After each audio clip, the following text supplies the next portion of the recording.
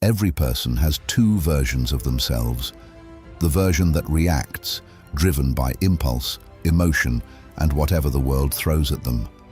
And the version that responds, deliberate, disciplined, completely in control. The gap between those two versions, that is where self-mastery lives. In the next 3.5 minutes, Marcus Aurelius is going to show you exactly how to cross it. 5 brutal Stoic rules. The same 5 he used to conquer himself before he ever tried to conquer anything else.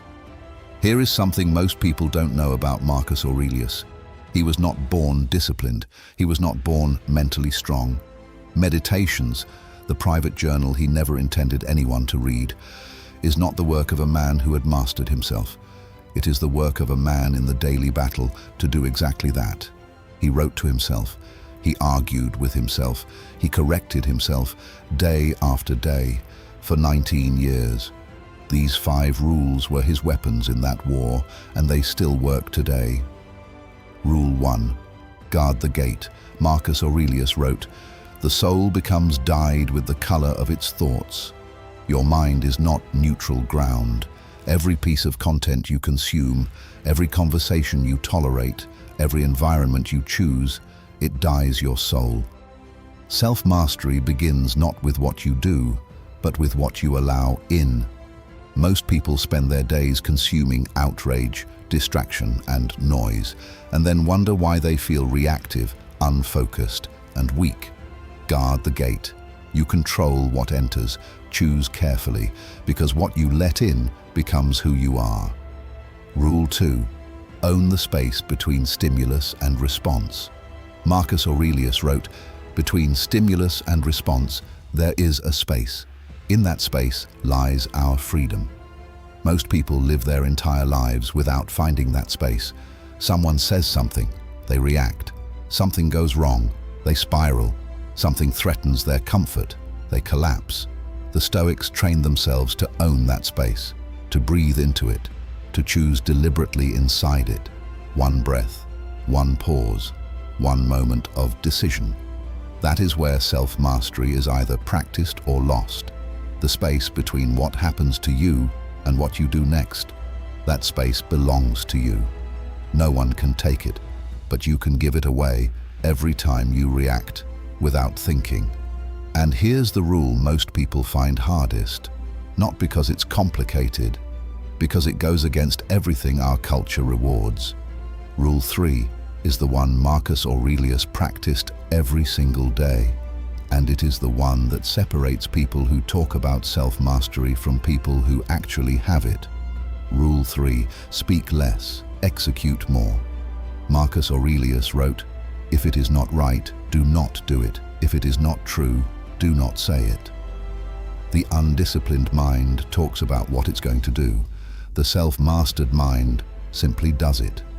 Every time you announce a goal you haven't achieved yet, your brain receives a small dose of the satisfaction of achievement without the work.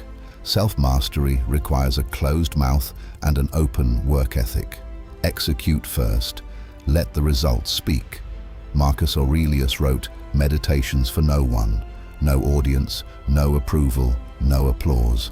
Just the daily work of becoming, done in total silence." Rule 4. Know yourself first. The Delphic oracle commanded one thing above all others: know thyself. Marcus Aurelius took this as a daily practice. He catalogued his weaknesses in meditations with brutal honesty, his anger, his vanity, his temptation toward comfort. He named them, not to shame himself, but to see them clearly, because you cannot master what you refuse to acknowledge. Most people have never sat alone in silence and asked, "Who am I really?" Not the version I perform for the world, not the identity I've inherited from my upbringing. Who am I when no one is watching? That question is the beginning of self-mastery, and it is the question most people are too afraid to answer honestly. Rule 5. Make self-mastery a daily conquest, not a destination. Marcus Aurelius never believed he had arrived. Every single morning, he restarted the work, not because he failed yesterday, because self-mastery is not a state you reach. It is a practice you never stop. He wrote, Look well into thyself. There is a source of strength which will always spring up if thou wilt always look there. You are not trying to become perfect. You are trying to become slightly more in control today than you were yesterday. That is the only standard that matters, and it is available to you every single morning, without exception. 5 rules, 1 daily war. Guard the gate, own the space. Speak less, execute more. Know yourself first. Make it a daily conquest. Marcus Aurelius was not born the man history remembers.